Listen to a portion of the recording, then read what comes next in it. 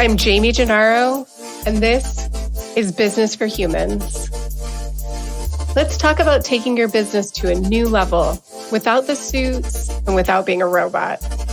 Here, you can be yourself, you can be imperfect, you can be flawed, and you can still have raging success. So let's go. Okay, here we are. I am going to talk today about a show. I do this sometimes. I get inspired by art and then I bring it to the table here. So The Bear, season 2, extremely good example of leadership. So I want to talk you through it. And if you haven't seen it, this is spoiler alert. And if you have seen it, this might make you want to go back and watch at least a couple key episodes again. I am not getting sponsored by whoever puts out the show. I was just really, really incredibly inspired by how subtle the leadership piece is in this show and how effective it is. So the premise of this show is a chef, a Michelin-starred chef who comes from a very highly skilled, trained background, and he wants to open up his own restaurant. In season 2, he's opening his own restaurant. And he doesn't. So basically, in season 1, he ran a restaurant that was previously owned by his brother. It was kind of a sandwich shop. It was pretty low end sandwich shop. And instead of going, okay, now I'm going to start a high end restaurant and I'm just going to slash and burn and start over and hire highly skilled chefs, the first decision he made, which nobody ever explicitly talks about it. It's just everything in this is implied. He basically brings the team from the sandwich shop with him and then decides to train them. So 2 of the people who were basically prep cooks, he sends to culinary school and he pays them an hourly wage for them to go to culinary school. Another guy, he sends to one of the best restaurants in the world where this chef, the owner of the restaurant, worked previously. He sends a guy who doesn't really have a lot of skills and can't figure out his place in the ecosystem of the sandwich shop. But the owner, his name is Carmi. Carmi really believes in this guy. So he sends him to this restaurant, and the guy can't figure out why he's getting sent there. He thinks it's a punishment. This is a very interesting part to leadership that I want to circle back to. He thinks it's punishment because he goes to this restaurant and he has to clean forks. But eventually he moves up into helping assist the people that are managing the floor. So not wait staff, but the people who are basically listening in, tuning into what the customers might need, the above and beyond level of service that type of restaurant has to offer its customers. So he gets basically trained in that process of delivering an excellent experience to the restaurant patrons. Okay. The moment where I felt most inspired by this leadership piece was when this guy, who felt at first like he was being punished, has a moment where it all clicks for him, where he sees where he fits, where he sees how good he is with people and how that's the role that he should be playing. He couldn't figure it out before. He was fumbling around trying to make himself useful, and he was not fitting in effectively to the team.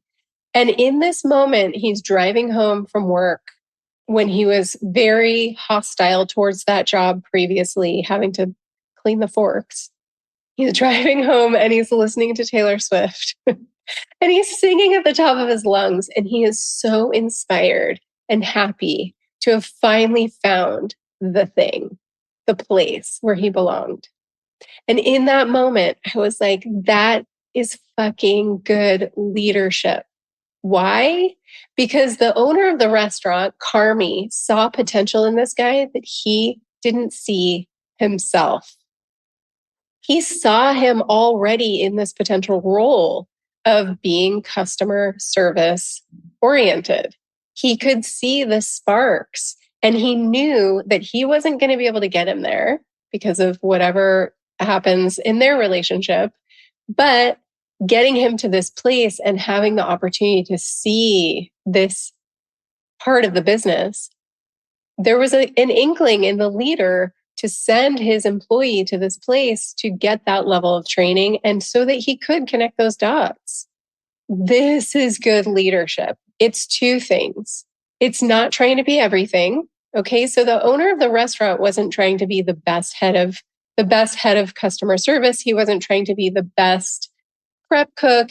He wasn't trying to be the best marketing person or the best contractor. He was putting people in those positions and then elevating them when they didn't see their own potential.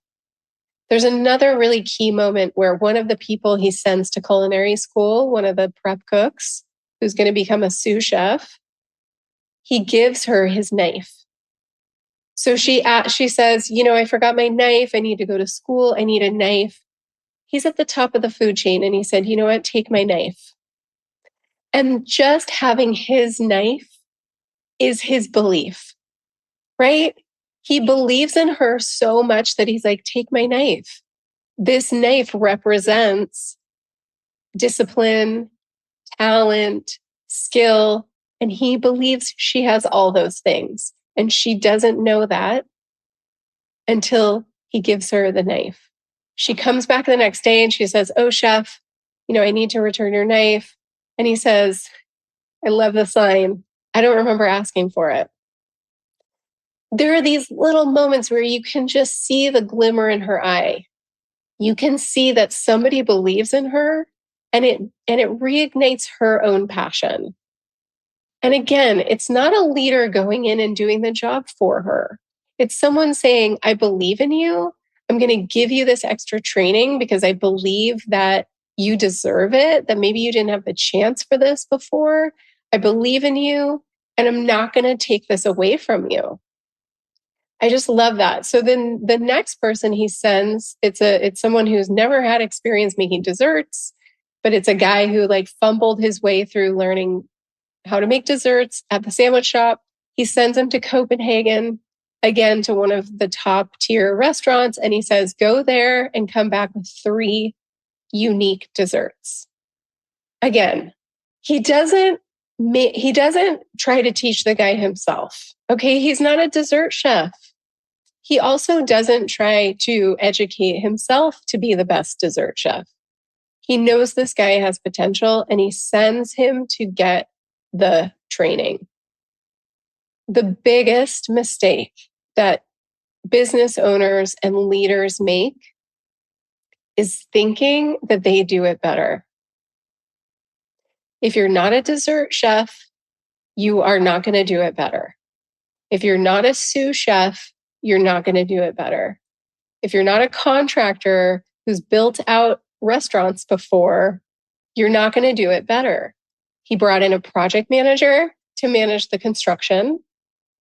He elevated 2 of his team members to be the heads of customer service, and he sent them away to get training. He elevated his dessert guy to be a chef and to go get the training he needed, and also to have an inspiration trip. These were intentional choices that he made, which he never discusses with anyone.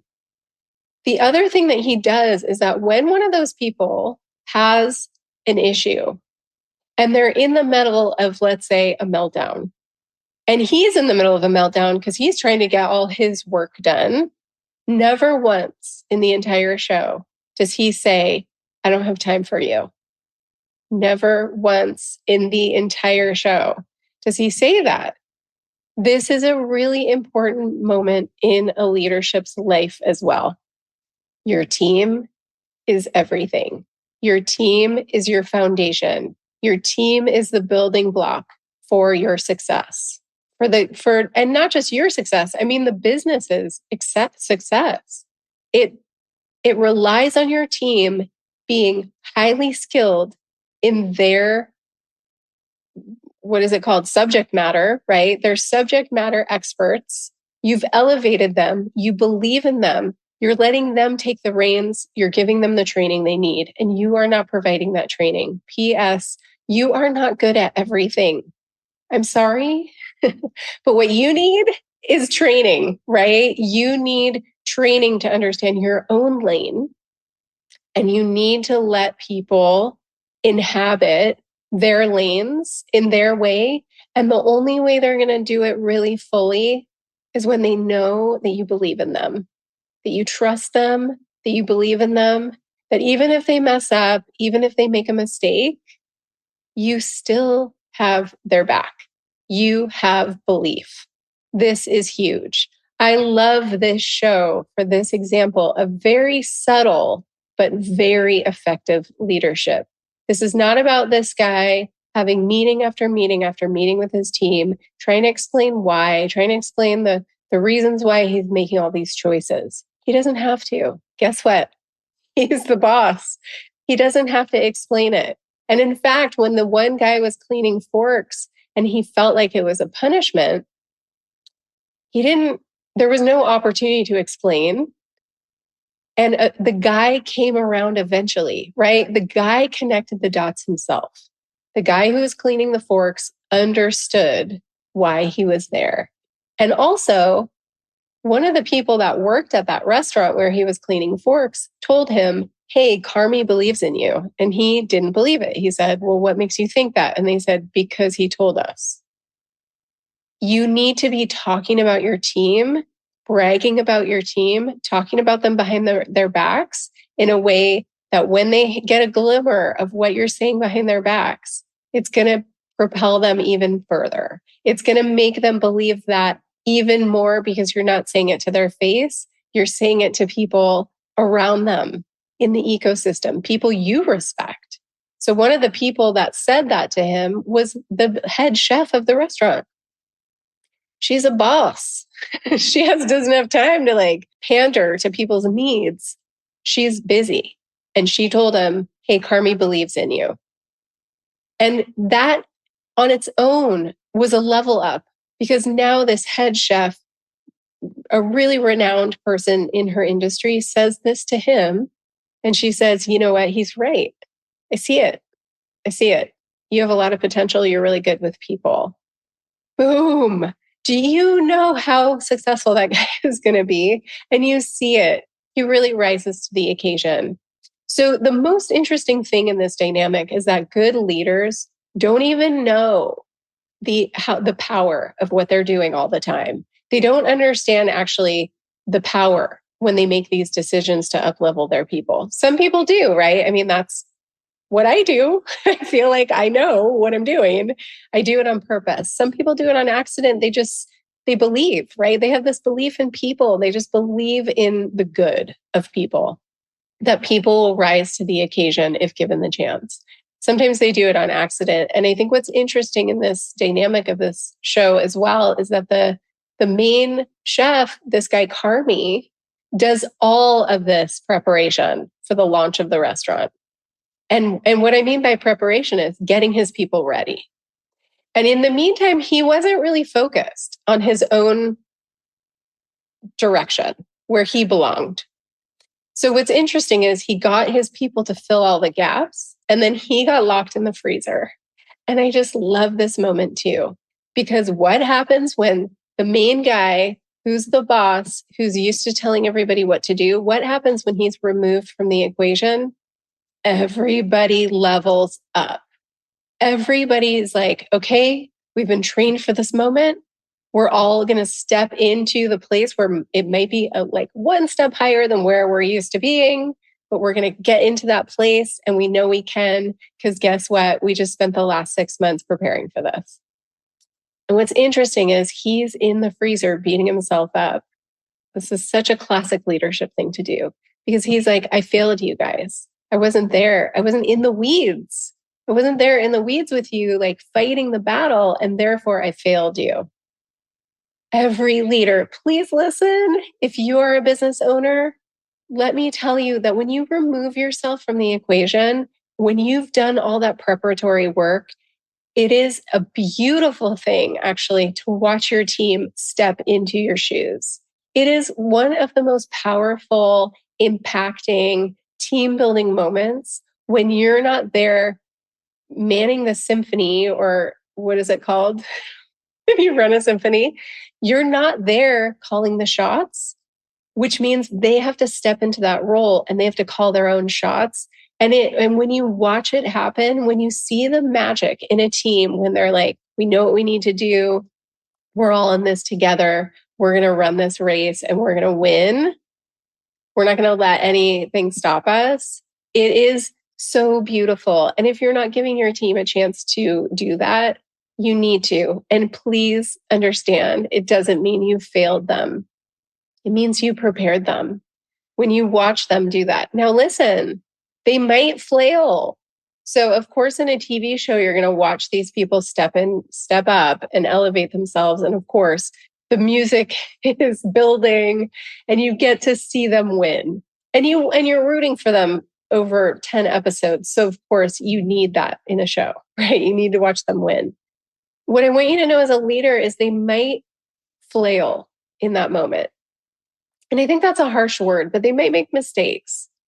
But what they're going to learn from stepping into those roles, it trumps whatever mistakes they're going to make, because they're learning how to problem solve on the fly, and they're getting the ability to make the decisions on their own without needing your approval, without asking your permission. Please give your team a chance for this. I really need to emphasize this a lot, because I have leaders who are holding really tightly to the reins and they really do feel that I'm failing you. They feel that really deep. And I want to just encourage you to understand that it's a lot like parenting. You get your kids ready and then you let them fly. And when you watch them fly and really like own all this, I'm like about to cry. But when you watch them like just growing in all the ways that you've prepared them for, and you get to see them own that, all the mistakes that they make don't matter, because the foundation is there. The foundation is solid. In the very beginning, one of the partner of this guy, Carmi, she has to step up and into this role, and she's about to have a panic attack. It's coming on. The stress is building. And what does she do in that moment? She steps into a leadership role. She takes a deep breath and she starts delegating tasks to everyone. And one of the tasks is the job that she had been doing the whole night, which was basically like calling the shots. And she put someone, the fork cleaner, into that role of calling the shots. So what did that do? He was so ready for it. He was so ready for it. And it gave him a lot of confidence. Now a second person believes in him and sees his potential. And she took a step back, which is also fantastic leadership, not thinking that you should always be the one calling the shots. Let your team call the shots. Let your team make decisions and problem solve without your permission. It's so interesting to me how many leaders have a really hard time with this. It's really debilitating to your team when you don't let them elevate in that way. Because what I can tell you is the scene before Carmi gets locked in the freezer, he is having a breakdown. He's not the best person for the job in that moment. He's not. He's not ready emotionally. But he's such a fantastic leader that he prepared his people. He prepared them. They were ready because he did all the right things leading up to that moment. And in that moment, he couldn't hack it. But that's okay. That is okay. He gets to make mistakes too. And he made a mistake. And guess what? When you look at everything he did right, it doesn't matter. It actually needed to happen that way. He needed to get locked in the freezer to get out of his team's way. Sometimes I really wish I could lock leaders in a freezer. And I mean that with the best of intention and humor. Like sometimes they need to be forced out. And it's really important. It's an important moment. And it doesn't mean you're failing. It doesn't mean you're doing anything wrong. It's the exact right thing to do, to let your team shine, to let them elevate, to let them get to that place. So if you have seen this show and you want a little revamp, I just recommend, I don't know which episode it is, but I recommend rewatching the episode where the guy is coming back from the restaurant where he's cleaning forks after a really inspiring night and he's listening to Taylor Swift. To me, that moment is the climax of the show. It's the pinnacle moment where you realize what's happening. You realize that this leader has seen these sparks of potential in all his people that they haven't been able to see themselves. And when you see them embracing the belief he has in them and elevating to this really beautiful place and where they are, it's just inspiring. It is so inspiring. So I know it's kind of funny that I'm using a show and talking really deeply about this show to represent leadership, but it's such a fantastic metaphor. And I think it really helps you see how every component works so well together, right? Each individual is growing their skill set. And what really matters is when they come back together as a team, when they all get to see and experience the fruits of the labor that they had put in as individuals. And then they come back and it's an amazing orchestra. It's a beautiful thing. This is why your team comes to work every day. It's for those moments. 100% is for those moments because there's a lot of shit they have to deal with. And it's those moments where they problem solve as a team and they win. And that's what they thrive on. Let them have it. They'll be with you for life if you believe in them and help them elevate and give them the tools to elevate. And sometimes that might even be learning and development. Embrace that belief and go lock yourself in a freezer. Or like what I like to tell my clients is go on vacation and plan it really well with your team so that they know, so they can prep and take like a healthy amount of time off. I recommend to my clients that are in these leadership positions, like the locking in the freezer moment is like at least 3 weeks, 3 to 4 weeks. One of my clients who was in deep burnout was a little bit, standing in the way of the team's elevation. I recommended that client take 6 weeks off because I just really believed that she needed it to recover and to heal, and her team needed to really be able to step into those places of growth and elevate and work together as a team. And sometimes it takes a little bit more time for them to get there. And especially if they haven't really been prepping for that moment. So they need time to develop that and then to be able to have the chance to step into that moment. So you're not a failure if you get out of the way. It's actually the best thing you can do for your team.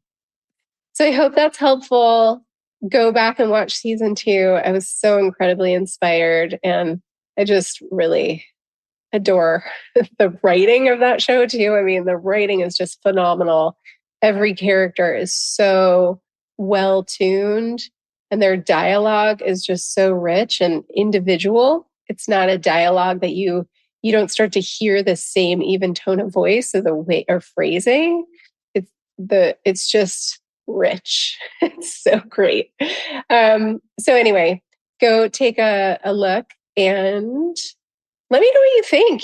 Drop a few comments in here. I'm super curious. Like, do you see the things that I see? All right. I'll leave it at that. Talk to you next week. You've been listening to Business for Humans. Don't forget to subscribe so that you never miss an episode. And please leave a review so that other business owners can find the show. Learn more at practica.consulting.